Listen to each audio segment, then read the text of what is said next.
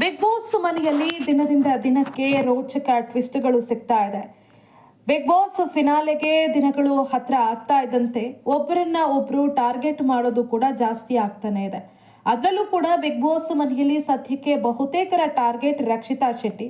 ಅದರಲ್ಲೂ wild card entry ಮೂಲಕ ಯಾವಾಗ ರಜತ್ ಹಾಗೂ ಚೈತ್ರ ಅವರು ಬಿಗ್ ಬಾಸ್ ಮನೆಗೆ ಎಂಟ್ರಿ ಕೊಟ್ಟರು, ಅವತ್ತಿನಿಂದ ರಕ್ಷಿತಾ ಅವರನ್ನ ಟಾರ್ಗೆಟ್ ಮಾಡುವವರ ಸಂಖ್ಯೆ ಕೂಡ ಹೆಚ್ಚಾಗಿದೆ. ಅದಕ್ಕೆ ಪ್ರಮುಖ ಕಾರಣ ಒಂದಷ್ಟು ಹೊರಗಿನ ವಿಚಾರಗಳು ಚೈತ್ರ ಅವರ ಮೂಲಕ ಅಥವಾ ರಜತ್ ಅವರ ಮೂಲಕ ಮನೆ ಒಳಗಿನವರಿಗೆ ಸಿಕ್ಕಿದೆ ಅನ್ನೋದು ಪಕ್ಕ. ಯಾಕಂದ್ರೆ ರಕ್ಷಿತಾ ಅವರಿಗೆ ಇಷ್ಟರ ಮಟ್ಟಿಗೆ ಪಬ್ಲಿಸಿಟಿ ಇದೆ, ಇಷ್ಟರ ಮಟ್ಟಿಗೆ ಫ್ಯಾನ್ ಫಾಲೋಯಿಂಗ್ ಇದೆ ಅನ್ನೋದು ಗೊತ್ತಾದ ಮೇಲೆನೆ ಬಹುತೇಕರು ರಕ್ಷಿತಾ ನಮಗೆ ಮುಳುವಾಗ್ತಾರೆ ಅನ್ನೋ ಕಾರಣಕ್ಕೆ ಅವರನ್ನ ಟಾರ್ಗೆಟ್ ಮಾಡ್ತಿದ್ದಾರೆ. ಅದರಲ್ಲೂ ಕೂಡ ರಕ್ಷಿತಾ ಜೊತೆ ಚೆನ್ನಾಗಿದ್ದವರೇ ಅವರನ್ನ ನಾಮಿನೇಟ್ ಮಾಡ್ತಾ ಇರೋದು ಅಥವಾ ಇನ್ಯಾವುದೋ ಸಂದರ್ಭದಲ್ಲಿ ಅವರನ್ನ ಟಾರ್ಗೆಟ್ ಮಾಡ್ತಾ ಇರೋದು ನಿಜಕ್ಕೂ ಅಚ್ಚರಿ ಅಂತ ಅನ್ನಿಸ್ತಾ ಇದೆ. ನಿನ್ನೆ ಟಾಸ್ಕ್ಗೆ 2 ಟೀಮ್ಗಳಾಗಿ ಡಿವೈಡ್ ಆದಂತಹ ಸಂದರ್ಭದಲ್ಲಿ ಒಂದು ಟೀಮ್ನ ಕ್ಯಾಪ್ಟನ್ ಆದಂತಹ ರಜತ್ ಅವರು ರಕ್ಷಿತಾ ಅವರನ್ನ ತಮ್ಮ ಟೀಮ್ಗೆ ತೆಗೆದುಕೊಳ್ಳೋದಿಲ್ಲ.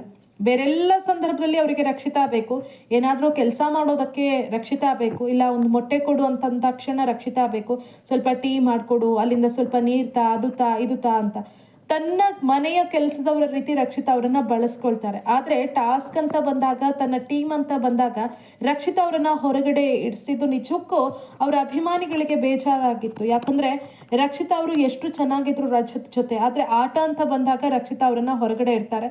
ಆದ್ರೆ ರಜತ್ಗೆ ರಕ್ಷಿತಾ ಅವರ ತಾಕತ್ ಗೊತ್ತಿಲ್ಲ, ರಕ್ಷಿತಾ ಎಷ್ಟು ಚೆನ್ನಾಗಿ ಆಟ ಆಡ್ತಾರೆ ಅಂತ ಗೊತ್ತಿಲ್ಲ. ನಿಜಕ್ಕೂ ಅದು ಅವ್ರು ಮಾಡ್ಕೊಂಡ ಲಾಸ್ ಅನ್ನೋ ಅಭಿಪ್ರಾಯಗಳು ವ್ಯಕ್ತವಾಗ್ತಾ ಇದೆ. ಇನ್ನು ನಿನ್ನೆ ಈ ಮನೆಯ ವಿಲನ್ ಯಾರು, ನಿಮಗೆ ಯಾರು ವಿಲನ್ ಅಂತ ಅನ್ಸುತ್ತೆ ಅಂದ ಕ್ಷಣ ರಾಶಿಕಾ ಅವ್ರು ಏನಿದ್ದಾರೆ ಅವರು ರಕ್ಷಿತಾ ಅವರ ಹೆಸರನ್ನ ತೆಗೆದುಕೊಂಡಿದ್ದು ನಿಜಕ್ಕೂ ಅಚ್ಚರಿ ಆಗಿತ್ತು, ಶಾಕಿಂಗ್ ಆಗಿತ್ತು. ಯಾಕಂದ್ರೆ ಕಳೆದ ಕೆಲವು ದಿನಗಳಿಂದ ರಕ್ಷಿತಾ ಜೊತೆ ಕ್ಲೋಸ್ ಆಗಿದ್ರು. ಅವರಿಗೆ ಬೇಜಾರಾದಾಗ ರಕ್ಷಿತಾ ಜೊತೆ ಮಾತಾಡ್ತಾ ಇದ್ರು, ಒಂದಷ್ಟು ವಿಚಾರಗಳ ಬಗ್ಗೆ ಶೇರ್ ಮಾಡ್ಕೊಳ್ತಾ ಇದ್ರು. ರಕ್ಷಿತಾ ಕೂಡ ಅವ್ರಿಗೆ ಒಂದಷ್ಟು ಸಲಹೆಗಳನ್ನ ಕೊಡ್ತಾ ಇದ್ರು. ನಿನ್ ಜೊತೆ ಮಾತಾಡ್ತಾ ಇದ್ರೆ ಖುಷಿ ಆಗತ್ತೆ ಅನ್ನೋ ಅಭಿಪ್ರಾಯವನ್ನ ಕೂಡ ರಾಶಿಕಾ ಹೇಳ್ತಾರೆ. ಇನ್ನು ರಾಶಿಕಾ ಕಾವ್ಯ ಅವ್ರ ಜೊತೆ ಕೂಡ ಹೇಳ್ತಾರೆ, ನಿಮಗೆ ರಕ್ಷಿತಾ ಜೊತೆ ಕೂತು ಒಂದಷ್ಟು ಹೊತ್ತು ಮಾತನಾಡಿದಾಗ ಆಕೆಯ ಬಗ್ಗೆ ಇರುವಂತಹ ಒಂದಷ್ಟು ಒಪಿನಿಯನ್ಗಳು ಚೇಂಜ್ ಆಗತ್ತೆ ಅಂತ. ಸೊ ಎಲ್ಲರೂ ಅಂದ್ಕೊಂಡ್ರು ಈಗ ರಕ್ಷಿತಾ ಜೊತೆ ಚೆನ್ನಾಗಿದ್ದಾರೆ, ಅವರಿಗೆ ರಕ್ಷಿತಾ ಅವರ ವ್ಯಕ್ತಿತ್ವ ಅರ್ಥ ಆಗಿದೆ ಅಂತ. ಆರಂಭದಲ್ಲಿ ರಕ್ಷಿತಾ ಅವರನ್ನ ಎಷ್ಟರ ಮಟ್ಟಿಗೆ ಟಾರ್ಗೆಟ್ ಮಾಡಿದ್ರು, ಯಾವ ರೀತಿ ಅಪವಾದಗಳನ್ನೆಲ್ಲ ಹಾಕಿದ್ರು ಅನ್ನೋದು ನಿಮ್ಗೆಲ್ಲ ಗೊತ್ತೇ ಇದೆ. ಹಾಗಾಗಿ ಈಗ ರಾಶಿಕಾಗೆ ಅರಿವಾಗಿದೆ, ಹಾಗಾಗಿ ರಕ್ಷಿತಾ ಬಗ್ಗೆ ಒಳ್ಳೆಯ ಮಾತುಗಳನ್ನ ಆಡ್ತಾರೆ ಅಂತ ಎಲ್ಲರೂ ಕೂಡ ಅಂದ್ಕೊಂಡಿದ್ರು. ಆದ್ರೆ ರಾಶಿಕಾ ಮಾಡಿದ್ದು ಮಾತ್ರ ಬೆನ್ನಿಗೆ ಚೂರಿ ಹಾಕುವಂತ ಕೆಲಸ. ತನಗೆ ಬೇಜಾರಾದಾಗ ತನ್ನ ಭಾವನೆಗಳನ್ನ ಹಂಚ್ಕೊಳ್ಳೋದಕ್ಕೆ ರಕ್ಷಿತಾ ಬೇಕಾಗಿತ್ತು. ಆದ್ರೆ ಇಲ್ಲಿ ವಿಲನ್ ಅಂತ ಯಾರಿಗೆ ಕೊಡೋದು ಅಂತ ಅಂದಾಕ್ಷಣ ರಕ್ಷಿತಾನೇ ಬೇಕಾಗಿತ್ತು. ಹೇಗೆ ಹೋಗಿದೆ ಅಂದ್ರೆ ಬಿಗ್ ಬಾಸ್ ಮನೆಯಲ್ಲಿ ಏನೇ ಆದ್ರೂ ಕೂಡ ಎಲ್ರಿಗೆ ಸುಲಭವಾಗಿ ಸಿಗೋದು ರಕ್ಷಿತಾ. ಕೆಲಸ ಮಾಡಿಸ್ಕೊಳ್ಬೇಕಾದ್ರೂ ಕೂಡ ರಕ್ಷಿತಾ ಬೇಕು, ಅಥವಾ ಟಾಸ್ಕ್ ಸಂದರ್ಭದಲ್ಲಿ ಚೆನ್ನಾಗಿ ಆಟ ಆಡುವಾಗ್ಲೂ ರಕ್ಷಿತಾ ಬೇಕು. ಇನ್ನು ಏನಾದ್ರೂ ಟಾರ್ಗೆಟ್ ಮಾಡಿದಾಗ, ನಾಮಿನೇಷನ್ ಮಾಡಿದಾಗ, ಅಥವಾ ಇನ್ನೇನಾದ್ರೂ ಸುಳ್ಳು ಅಪವಾದ ಹಾಕ್ಬೇಕಂದಾಗ್ಲೂ ಕೂಡ ರಕ್ಷಿತಾ ಬೇಕು ಅಂತ. ಆದ್ರೆ ಇವ್ರಿಗೆ ಏನೇ ಮಾಡಿದ್ರು ಕೂಡ ರಕ್ಷಿತಾ ಇದ್ಯಾವುದನ್ನು ಕೂಡ ತಲೆಗೆ ತೆಗೆದುಕೊಳ್ಳಲಿಲ್ಲ. ಅದಕ್ಕೆ ಪ್ರಮುಖ ಕಾರಣ ಈ ಹಿಂದೆಯೇ ರಕ್ಷಿತಾ ಚಂದ್ರಪ್ರಭಾ ಅವರು ಇದ್ದಂಥ ಸಂದರ್ಭದಲ್ಲಿ ಅವ್ರ ಜೊತೆ ಮಾತಾಡ್ತಾ ಒಂದಷ್ಟು ವಿಚಾರಗಳನ್ನ ಹೇಳಿದ್ರು. ಚಂದ್ರಣ್ಣ, ಈ ಮನೆಯಲ್ಲಿ ನಾನು ಯಾರನ್ನ ಕೂಡ ನಂಬೋದಿಲ್ಲ, ನಿಮ್ಮನ್ನ ನಾನು ನಂಬ್ತೀನಿ, ಹಾಗೆ ಇನ್ನು ಉಳಿದವರನ್ನ ಯಾರನ್ನ ಕೂಡ ನಾನು ನಂಬೋದಕ್ಕೆ ಹೋಗೋದಿಲ್ಲ, ಯಾರು ಯಾವಾಗ ಹೇಗಿರ್ತಾರೆ ಅಂತ ಹೇಳೋದಕ್ಕಾಗಲ್ಲ, ಎಲ್ಲರ ಜೊತೆ ಮಾತಾಡ್ತೀನಿ, ಆದ್ರೆ ಎಷ್ಟು ಬೇಕೋ ಅಷ್ಟೇ, ಆದ್ರೆ ಕ್ಲೋಸ್ ಆಗಿ ಯಾರ ಜೊತೆನೂ ಇರಲ್ಲ ಅಂತ. ನೀವೇ ಗಮನಿಸಿರ್ಬಹುದು, ಬಿಗ್ ಬಾಸ್ ಮನೆಯಲ್ಲಿ ರಕ್ಷಿತಾ ಎಲ್ಲರ ಜೊತೆ ಮಾತಾಡ್ತಾರೆ, ಅದರಲ್ಲೂ ಕೂಡ ಕೆಲವರ ಜೊತೆ ಅಷ್ಟೇ ಅವರು ಕ್ಲೋಸ್ ಆಗಿ ಒಂದಷ್ಟು ವಿಚಾರಗಳನ್ನ ಹಂಚ್ಕೊಳ್ತಾರೆ. ಗಿಲ್ಲಿ ಇರ್ಬೋದು, ಹಾಗೆ ಸೂರಜ್ ಇರ್ಬೋದು, ಮಾಳು ನಿಪ್ನಾಳ್. ಅದರಲ್ಲೂ ಕೂಡ ಮಾಳು ಹಾಗೂ ರಕ್ಷಿತಾ ನಡುವೆ ಒಂದು ಸುಂದರವಾದಂತಹ ಬಾಂಧವ್ಯ ಇದೆ. ಅವರೆಷ್ಟು ಚೆನ್ನಾಗಿರ್ತಾರೆ ಅಂದ್ರೆ ನೋಡೋದಕ್ಕೆ ಖುಷಿ ಆಗತ್ತೆ. ಮಾಳು ಅವರು ಕೂಡ ಅಷ್ಟೇ ಕಾಳಜಿಯನ್ನ ತೋರಿಸ್ತಾರೆ. ಆದ್ರೆ ಅದರ ಹೊರತುಪಡಿಸಿ ಎಲ್ಲರ ಜೊತೆ ರಕ್ಷಿತಾ ಮಾತಾಡ್ತಾರೆ. ಇಲ್ಲಿ ಸೂರಜ್ ಜೊತೆ ತುಂಬಾ ವಿಚಾರಗಳ ಬಗ್ಗೆ ಅವರು ಮಾತಾಡ್ತಾರೆ. ನಿಮಗೆ ಈ 1.5 ಗಂಟೆಯ ಎಪಿಸೋಡ್ ನಲ್ಲಿ ಏನು ಗೊತ್ತಾಗೋದಿಲ್ಲ, ಆದ್ರೆ ನೀವು ಲೈವ್ ನಲ್ಲಿ ನೋಡಿದ್ರೆ ಗೊತ್ತಾಗತ್ತೆ ಸೂರಜ್ ಹಾಗೆ ರಕ್ಷಿತಾ ಎಷ್ಟು ಹೊತ್ತು ಸಮಯವನ್ನ ಜೊತೆಗೆ ಕಳೀತಾರೆ, ಎಷ್ಟು ಮಾತಾಡ್ತಾರೆ ಅಂತ. ಆದ್ರೆ ಯಾವಾಗ ಈಗ ಸ್ಪಂದನ ಜೊತೆ ಸ್ವಲ್ಪ ಸೂರಜ್ ಕ್ಲೋಸ್ ಆದ್ರು, ರಕ್ಷಿತಾ ಅವ್ರ ಜೊತೆ ಮಾತನಾಡೋದು ಕೊಂಚ ಕಮ್ಮಿ ಆದಂತೆ ಕಾಣಿಸ್ತಾ ಇದೆ. ಇಲ್ಲಿ ಸೂರಜ್ ಅವರು ಕೂಡ ನಾಮಿನೇಷನ್ ವಿಚಾರಕ್ಕೆ ಬಂದಾಗ ಹೆಚ್ಚಿನ ಸಂದರ್ಭದಲ್ಲಿ ರಕ್ಷಿತಾ ಅವರ ಹೆಸರನ್ನ ತೆಗೆದುಕೊಂಡಿದ್ದಾರೆ. ಹಾಗಂತ ಆ ಪರ್ಸನಲ್ ಅನ್ನ ಜೊತೆಗೆ ಆಟ ಅಂತ ಬಂದಾಗ ಎರಡನ್ನ ಕೂಡ ರಕ್ಷಿತಾ ಮಿಕ್ಸ್ ಮಾಡಿಲ್ಲ. ಸೂರಜ್ ತನ್ನನ್ನ ನಾಮಿನೇಟ್ ಮಾಡಿದ್ರು ಕೂಡ ಅದಕ್ಕೆ ಯಾವುದೇ ರೀತಿಯಲ್ಲೂ ಕೂಡ ಅವರು ಬೇಜಾರನ್ನ ವ್ಯಕ್ತಪಡಿಸಿಲ್ಲ. ಎಲ್ರಿಗೂ ಕೂಡ ಈಸಿಯಾಗಿ ಬಿಗ್ ಬಾಸ್ ಮನೆಯಲ್ಲಿ ಸಿಗ್ತಾ ಇರೋದು ರಕ್ಷಿತಾ. ಅದರಲ್ಲೂ ಕೂಡ ನಿನ್ನೆ ರಾಶಿಕಾ ಮಾಡಿದ್ದು ಅಚ್ಚರಿ ಅನಿಸಿತ್ತು. ಅಷ್ಟೆಲ್ಲ ಜೊತೆಯಲ್ಲಿ ಕೂತು ಮಾತಾಡಿ ಅಷ್ಟು ಸಮಯ ಕಳೆದು ಒಂದಷ್ಟು ವಿಚಾರಗಳ ಬಗ್ಗೆ ಶೇರ್ ಮಾಡಿಕೊಂಡಂತಹ ರಕ್ಷಿತಾ ಅವರನ್ನೇ ಟಾರ್ಗೆಟ್ ಮಾಡ್ತಾರೆ ಅಂದರೆ ನಿಜಕ್ಕೂ ಅಚ್ಚರಿ ಆಗುತ್ತೆ. ತುಂಬ ಕೇರ್ಫುಲ್ ಆಗಿರಬೇಕಾಗತ್ತೆ ರಕ್ಷಿತಾ ಬಿಗ್ ಬಾಸ್ ಮನೆಯಲ್ಲಿ.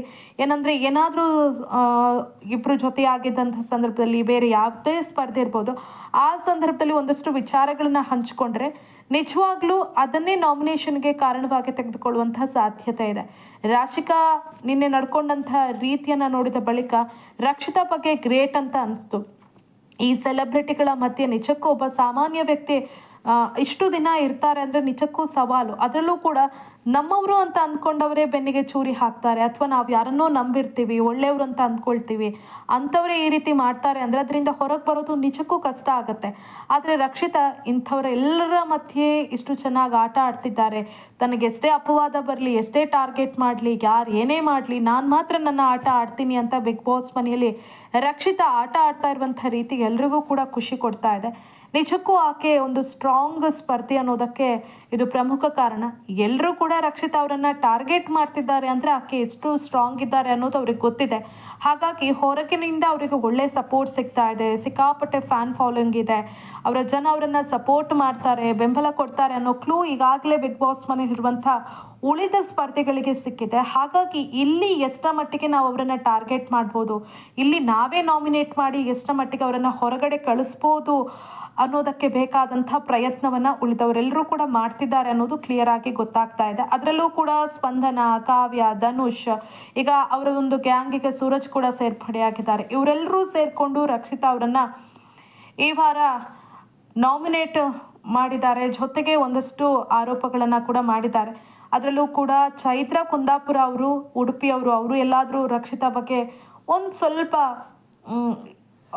ಸಪೋರ್ಟ್ ಮಾಡ್ತಾರೆ ಅನ್ನೋ ಅಭಿಪ್ರಾಯ ಜನರಲ್ಲಿತ್ತು. ಆದರೆ ಎಲ್ಲಿ ನನಗೆ ರಕ್ಷಿತಾ ಮುಳುವಾಗ್ತಾರೆ ಅನ್ನೋ ಕಾರಣಕ್ಕೆ ಅವರಿಗೆ ನಾಮಿನೇಷನ್ ಮಾಡುವಂಥ ಅವಕಾಶವನ್ನೇ ಕೊಡೋದಿಲ್ಲ, ಅದನ್ನೇ ಕಿತ್ಕೊಳ್ತಾರೆ. ಇದೆಲ್ಲವೂ ನೋಡಿದಾಗ ರಕ್ಷಿತಾ ಮೇಲೆ ಎಷ್ಟರ ಮಟ್ಟಿಗೆ ಅಲ್ಲಿ ಟಾರ್ಗೆಟ್ ನಡೀತಾ ಇದೆ ಅನ್ನೋದು ಗೊತ್ತಾಗ್ತಾ ಇದೆ. ಅದರಲ್ಲೂ ಕೂಡ ಚೈತ್ರ ಕುಂದಾಪುರ ಮಾಡಿದಂತಹ ಒಂದು ಕೆಲಸಕ್ಕೆ ನಿನ್ನೆ ರಕ್ಷಿತಾ ಶೆಟ್ಟಿ ಕೊಟ್ಟಂತಹ ತಿರುಗೇಟು ತುಂಬ ಚೆನ್ನಾಗಿತ್ತು. ನಾನು ನಿಮ್ಮನ್ನ ಒಳ್ಳೆಯವರು ಅಂತ ಅಂದ್ಕೊಂಡಿದ್ದೆ, ಅಥವಾ ನೀವು ಸರಿಯಾಗಿ ಡಿಸಿಷನ್ ಅನ್ನ ತೆಗೆದುಕೊಳ್ತೀರಿ ಅಂತ ಅಂದ್ಕೊಂಡಿದ್ದೆ, ಆದರೆ ನೀವು ಏನು ಮಾಡಿದ್ರಿ ಅನ್ನೋದನ್ನ ಚೈತ್ರ ಮುಖಕ್ಕೆ ಹೊಡೆದ ರೀತಿಯಲ್ಲಿ ಹೇಳ್ತಾರೆ. ಚೈತ್ರ ಬೇರೆಯವರನ್ನ ಬೊಟ್ಟು ಮಾಡಿ ತೋರಿಸ್ತಾರೆ, ಆದರೆ ತಾನೇನು ಮಾಡ್ತಾ ಇದ್ದೀನಿ ಅನ್ನೋದನ್ನ ಮರಿತಿದ್ದಾರೆ. ಇದೆಲ್ಲದಕ್ಕೂ ಕೂಡ ರಕ್ಷಿತಾ ಶೆಟ್ಟಿ ನಿನ್ನೆ ಯಾವುದೇ ರೀತಿಯಲ್ಲೂ ಕೂಡ ಹೆದರದೆ ತಿರುಗೇಟನ್ನ ಕೊಟ್ಟಿದ್ದಾರೆ. ಈ ರೀತಿ ಆಡ್ತಾ ಹೋದ್ರೆ ಫಿನಾಲೆಯಲ್ಲಿ ರಕ್ಷಿತಾ ಶೆಟ್ಟಿ ಅವರನ್ನ ನಾವೆಲ್ಲರೂ ಕೂಡ ನೋಡೋದು ಪಕ್ಕ.